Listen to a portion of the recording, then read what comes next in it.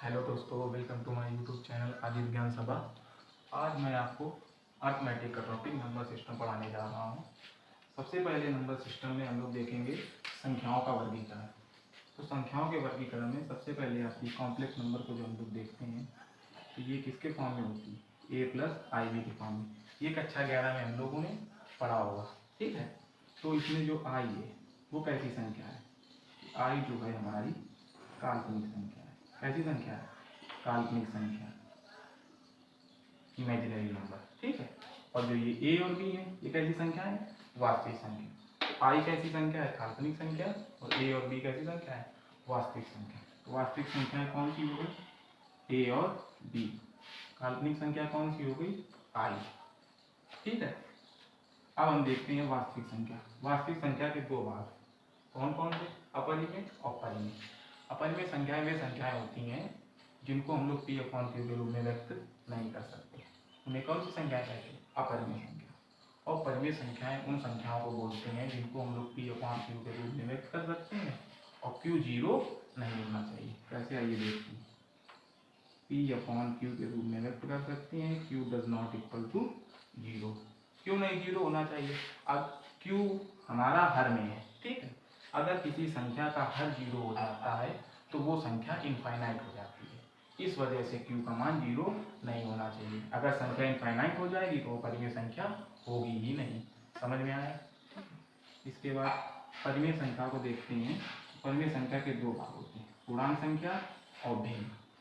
तो जब हम लोग पूर्णांक संख्या को देखते हैं तो आइए पूर्णांक संख्या को संख्या रेखा पर प्रदर्शित करते हैं। तो 0, -1, -2, -3, -4 डैट डैट डैट इनफाइनाइट। फिर जो हम लोग दाईं ओर देखते हैं +1, +2, +3, +4 डैट डैट डैट इनफाइनाइट।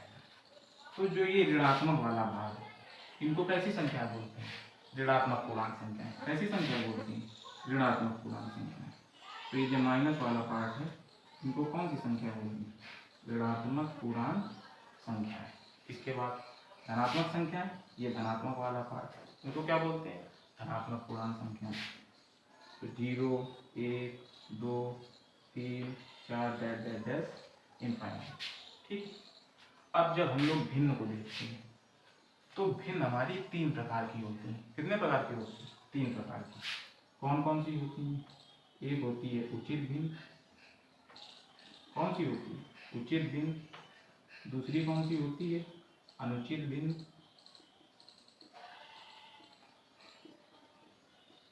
और तीसरी कौन सी होती है?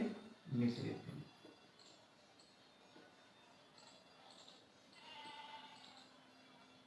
तो कौन कौन सी भिन्न हो गई? 3 प्रकार की, उचित भिन्न, अनुचित भिन्न और मिश्रित भिन्न। अब पहचानेंगे कि इनको पहचानेंगे कैसे कि कौन सी उचित भिन्न है, कौन सी अनुचित भिन्न है, कौन सी मिश्रित भिन्न। तो आइए देखते हैं।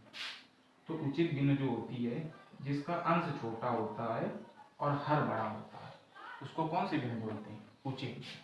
और अनुचित भिन्न किसे कहते हैं? जिनका अंश बड़ा और हर छोटा होता है उनको कौन सी भिन्न बोलते हैं?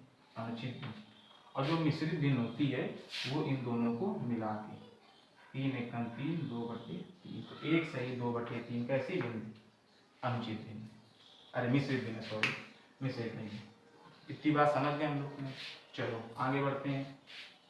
इसके बाद जब ये जो धनात्मक संख्या होती है इनको हम लोग पूर्ण संख्या भी बोल देते हैं। तो अब प्राकृत संख्या को देखते हैं। प्राकृत संख्या हमारी 2 प्रकार की होती है। कौन कौन सी? आभास संख्या और यौगिक संख्या। आभास संख्याएं क्या होती हैं?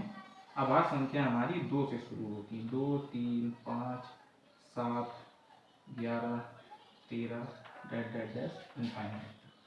आभास संख्याएं वे संख्याएं होती हैं जो स्वयं से या फिर 1 से घटे। वो कैसी संख्याएं होती हैं? आभास संख्या। अगर हमसे कोई पूछ दे कि आभास संख्याओं के फैक्टर क्या क्या हो सकते हैं तो वो स्वयं हो सकती है और 1 हो सकती है। जो जिस पहाड़े से ये कट जाए वो उनकी फैक्टर कहलाती है, ठीक है। यौगिक संख्याएं वे संख्याएं होती हैं जो पूर्ण संख्या के गुणा करने पे बनाई जा सकती है। उनको कैसी संख्या बोलते हैं? यौगिक संख्या। तो हमने देखा संख्याओं का वर्गीकरण, ठीक है। अब हम लोग इस संख्याओं के वर्गीकरण में सबसे पहले देखते हैं परिमेय और अपरिमेय संख्या किसे कहते हैं। आइए विस्तार से समझते हैं परिमेय संख्या।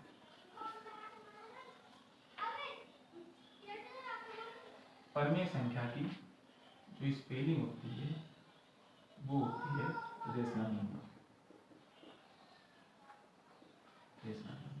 तो जब इसकी स्पेलिंग को देखते हैं तो हमें एक मिलता है इसके अंदर रेशियो का पार्ट, RATIO।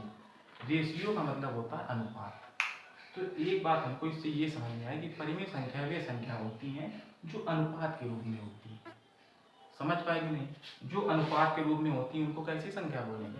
परिमेय संख्या है। और हमारा हर जीरो नहीं होना चाहिए, मतलब P/Q के रूप में अनुपात में होनी चाहिए और हर डज नॉट इक्वल टू 0।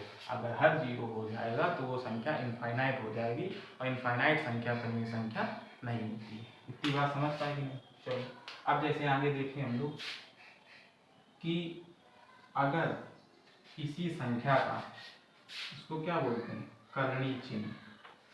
इसको क्या बोलते हैं? करणीय चिन्ह। अगर करणीय चिन्ह के अंदर कोई संख्या होती है और उसका वर्गमूल ज्ञात हो जाए तो वो संख्या कैसी होती है? परिमेय संख्या। अगर करणीय चिन्ह नहीं सॉल्व होता तो वह कैसी संख्या होती? अपरिमेय संख्या। आइए देखते हैं। जैसे अगर करणीय संख्या के अंदर, करणीय चिन्ह के अंदर √25 लिखा हो तो इसका वर्गमूल क्या आएगा? 5। ठीक है। अगर करणीय चिन्ह के अंदर √3 लिखा हो, अब √3 का क्या वर्गमूल ले सकते हैं? इसका मान आता है, √3 का मान होता है 1.732। और अगर इस रूट के चिन्ह को हम लोगों ने फोन में कैलकुलेटर में सॉल्व किया होगा तो ये कैसे आता? 1.732 dash dash dash dash infinite तक। मतलब इस संख्या का अंत नहीं है कि ये कहाँ खत्म होगी। तो ऐसी संख्याओं को कैसी संख्या बोलते हैं? अपरिमेय संख्या, जिनको हम लोग ज्ञात नहीं कर सकते। जैसे ये संख्या हो गई √3, ये कैसी संख्या होगी? अपरिमेय। जैसे अगर 5.2 लिखा हो, क्या लिखा हो? 5.2। अगर इसको हम लोग सॉल्व करें तो हम लोग दशमलव हटा के एक जीरो बढ़ा देते हैं तो ये हमारी परिमेय संख्या बन जाती है। अगर इसी में हम लोग आगे देखें, अगर 5.2 3 4 डैश डैश डैश इनफाइनाइट तक हो तो इसको कैसे सॉल्व करेंगे? हम लोग करते हैं कि दशमलव हटाते हैं और दशमलव के बाद जितनी संख्या होती है उसमें जीरो लगा देते हैं। तो जब ये इनफाइनाइट तक जा रहा है तो जीरो की भी कोई सीमा नहीं होगी, वो भी हम लोग डैश डैश डैश इनफाइनाइट तक जाएगा जितनी संख्या होगी। तो जब ये इनफाइनाइट तक जाएगा तो ना जीरो खत्म होंगे ना वो संख्याएं खत्म होंगी। तो इनको हम लोग पूर्णतः प्रदर्शित नहीं कर सकते। तो ये कैसी संख्या है? अपरिमेय संख्या है। और जिनका करणीय चिन्ह सॉल्व हो जाता है वो परिमेय संख्या है, जिनका करणीय चिन्ह सॉल्व नहीं होता उनको कैसी संख्या बोलते हैं? अपरिमेय संख्या। आइए अब हम लोगों ने पढ़ लिया परिमेय संख्या और अपरिमेय संख्या। अब हम लोग बढ़ते हैं भिन्न की। भिन्न हमारी कितने प्रकार की होती हैं? 3 प्रकार की। तो जब हम लोग भिन्न को देखते हैं, हमारे पास कंपटीशन में किस प्रकार के क्वेश्चन आते हैं कि भिन्न दे दी जाएगी और हमसे क्वेश्चन पूछा जाएगा कि कौन सी भिन्न बड़ी है या कौन सी छोटी है, या 4 भिन्न दे दी जाएंगी और उनमें पूछा जाएगा कि इनके आरोही क्रम में व्यवस्थित कीजिए या इनको अवरोही क्रम में व्यवस्थित कीजिए। तो आइए भिन्नों को जानते हैं। देखिए हम लोगों ने समझ लिया कि उचित भिन्न जिनका अंश छोटा हर बड़ा, अनुचित भिन्न जिनका अंश बड़ा हर छोटा, और मिश्रित भिन्न इन दोनों के बीच में। ठीक है, चलो दोनों को मिला के मिश्रित भिन्न बनती है। आइए देखते हैं। जैसे कहीं लिखा हो 4/5, 4/7 और 8/13। ठीक है। अब अगर इसमें हमसे पूछा जाए कि कौन सी भिन्न बड़ी है या कौन सी भिन्न छोटी है तो इनको ज्ञात करने के 3 नियम होते हैं। कितने नियम होते हैं? 3 नियम। जो पहला नियम है इन भिन्नों को ज्ञात करने का कि कौन सी भिन्न बड़ी है या कौन सी छोटी है, तो पहला नियम है भाग विधि से। मतलब हम हर का भाग अंश में दें, जो संख्या है उसको देखते हैं कौन सी बड़ी है कौन सी। आइए देखते हैं कैसे। 7 का भाग देंगे तो नहीं जाएगा, दशमलव लगाएंगे 40 हो जाएगा। तो 7 चौको 28, 7 पना 35, 7 6 ज़्यादा हो जाएगा तो 7 पना 35, 5 बचा। फिर 7 7 49, 2 अंक निकाल लें, इसके बाद इसको निकाल लें, दशमलव लगाया, जीरो बढ़ाया, फिर 6 78, 13 सत्ते 91, ज़्यादा हो गया तो 53 78, 78 2 आया, दशमलव लगाए, 0 बढ़ा लूँ, 13 दूनी 26 ज़्यादा हो जाएगा, 13 एकम 13। तो इन दोनों को देख के हमें ये पता चला कि कौन सी भिन्न बड़ी, ये वाली। तो ये हमारा कौन सा तरीका हो गया भाग विधि से निकालना, कि हम लोग सीधा सीधा भाग दे दें और देख लें कैसी कौन सी बड़ी है कौन सी छोटी है। इसके बाद दूसरा जो है टाइप इसका संख्याओं को पहचानने का, कौन सी बड़ी कौन सी छोटी है, तो देखते हैं। जैसे 3/5 और 5/9। अब इनमें देखेंगे कौन सी बड़ी है कौन सी छोटी है। चलो दूसरा मेथड होता है हमारा क्रॉस मल्टीप्लाई। क्या मेथड होता है क्रॉस मल्टीप्लाई? तो क्या करते हैं, सीधा सीधा इसका इसमें गुणा इसका इसमें, 9 त्रिक 27 और 5 25। अब इन संख्याओं में जो संख्या बड़ी हो जाती है तो वही हमारी बड़ी भिन्न हो जाती है। किस साइड वाली बड़ी, इस साइड वाली। तो ये कैसी भिन्न, बड़ी भिन्न है। इनको पहचानना कि इनमें कौन सी बड़ी है कौन सी छोटी है। जो पहला देखा था तो हम लोग सीधा सीधा भाग विधि से निकाल लिया, अब जान गए कौन सी बड़ी है कौन सी छोटी है। दूसरा मेथड है क्रॉस मल्टीप्लाई, ठीक है। तीसरा मेथड जो है हमारा भिन्नों को पहचानने का, कौन सी बड़ी है कौन सी छोटी है, तो वो है डिफरेंस में। क्या कि हम लोग अंश और हर का डिफरेंस निकालते हैं और उसमें देखते हैं कौन सी बड़ी है कौन सी छोटी है। तो इसका डिफरेंस क्या आया 2, इसका डिफरेंस क्या आया 4, ठीक है। तो हम लोग जो डिफरेंस आता है उसको बराबर करते हैं। तो जैसे ये 4 है, इन दोनों का एलसीएम क्या हो गया 4। तो अब ये तो 4 है, इसको 4 बनाने के लिए 2 से गुणा। तो अगर 2 से गुणा इधर तो ऊपर नीचे भी 2 से गुणा। और एक चेक कर लेते अंश और हर में किसी एक संख्या को चेक कर लेते। 3 गुना 6 हो गया ये, ठीक है। 5 गुना 10, तो इन दोनों में कोई एक चेक कर लेंगे। तो इन दोनों में 6 और ये 5, इन दोनों का अंश क्या, एक का 6 एक का 5। तो क्या कौन सी बड़ी, 6 वाली बड़ी, ठीक है। हर भी चेक कर सकते, देखो इसका हर 10 इसका हर 9, तो बड़ी कौन सी है 10। तो कोई एक ही चेक कर लो, एक कोई चेक कर लो, या फिर अंश चेक कर लो, या फिर हर। बड़ी यही होगी, जो एक बड़ी होगी। अगर अंश बड़ा होगा तो उसका हर भी बड़ा होगा उससे। ये क्या, ये कौन सी संख्या है, भिन्न बड़ी है, ये भिन्न बड़ी है। तो भिन्नों को ज्ञात करने के लिए जब जो दो भिन्न दी जाए तो हमारा तरीका होता है कि 3 तरीके होते हैं भिन्नों को ज्ञात करने के लिए कि कौन सी भिन्न बड़ी है कौन सी छोटी है। तो पहला मेथड है भाग विधि से, भाग दे लो सीधे सीधे देख ले कौन सी बड़ी है। और दूसरा मेथड क्या है, हम लोग क्रॉस मल्टीप्लाई करके देख लेंगे, ठीक है। जिसको हम लोग बोलते हैं कैंची गुणा, तो वही है क्रॉस मल्टीप्लाई किया, इसका गुणा इधर इसका गुणा इधर, और जो संख्या आएगी जो बड़ी होगी ऊपर उसी को देख लेंगे, उसके नीचे वाली भिन्न बड़ी हो जाएगी। इसमें 27 है 25 है तो 27 बड़ा है तो इसके नीचे वाली भिन्न बड़ी हो जाएगी। ये समझ में आया कि नहीं? चलो आगे देखते हैं।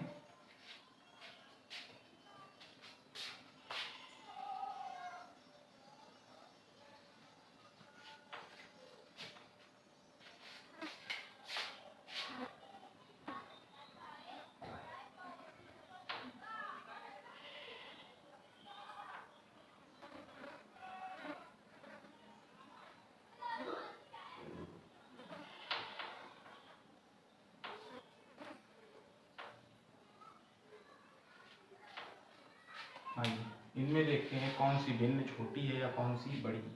तो पहले देखते हैं कौन सी भिन्न छोटी है। तो देखो पहला हम लोग इसमें क्रॉस मल्टीप्लाई लगा सकते हैं, ठीक है। तो इसे 8 त्रिक 24, ठीक है। 5 25। अब हमें कौन सी चाहिए, छोटी चाहिए, ये बड़ी वाली 8, ठीक है। फिर अब इन दोनों में चेक कर लो, 15 सत्ते 105, 13 9 117, ठीक है। अब इनमें देखेंगे कौन सी, अब हमें छोटी चाहिए तो बड़ी वाली काट दो, ठीक है। अब इन दोनों में चेक कर लीजिए, 13 3 39, 5 7 35। अब इन दोनों में छोटी चाहिए बड़ी वाली काट दो, तो ये वाली भिन्न हमारी छोटी हो जाएगी, ठीक। समझ में आया? चलो आज के लिए इतना ही रखते हैं। हम लोगों ने सीखा नंबर सिस्टम का पहला टॉपिक कौन सा, संख्याओं का वर्गीकरण में कॉम्प्लेक्स संख्याएं के विस्तार देखे कि कौन सी कितने प्रकार की होती है, कौन सी संख्या क्या होती है, हमारी इमेजिनरी नंबर, वास्तविक संख्याएं आज हम लोगों ने पढ़ा। फिर हम लोगों ने देखा कि वास्तविक संख्याओं के 2 प्रकार, अपरिमेय और परिमेय। अपरिमेय P/Q के रूप में व्यक्त नहीं की जा सकती और परिमेय संख्या P/Q के रूप में व्यक्त की जा सकती है, जिसका हर जीरो ना हो, अन्य कैसे समझे, क्यू किस में है, हर में, क्यू ना जीरो, अगर क्यू जीरो हो जाएगा तो वो संख्या कैसी हो जाएगी, इनफाइनाइट हो जाएगी। ठीक है, फिर हम लोगों ने परिमेय संख्या के भेद देखे। परिमेय संख्या दो प्रकार की होती है, पूर्णांक संख्या और भिन्न संख्या। पूर्णांक संख्या हमारी संख्या रेखा देखेंगे तो जीरो से इधर माइनस में इधर प्लस में, तो जो माइनस वाला पार्ट है वो ऋणात्मक पूर्ण संख्या हो जाएंगी पूर्णांक संख्या, और जो धनात्मक है वो धनात्मक पूर्ण संख्या हो जाएगी।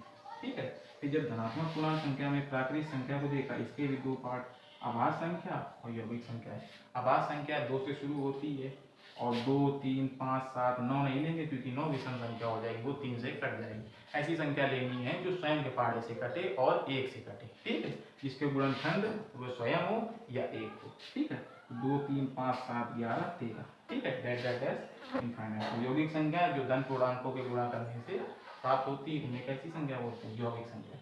तो आज हम लोगों ने इतना टॉपिक पढ़ा नंबर सिस्टम का पहला पार्ट। इसके आगे हम लोग अगली क्लास में मिलेंगे, तब तक के लिए जय हिंद।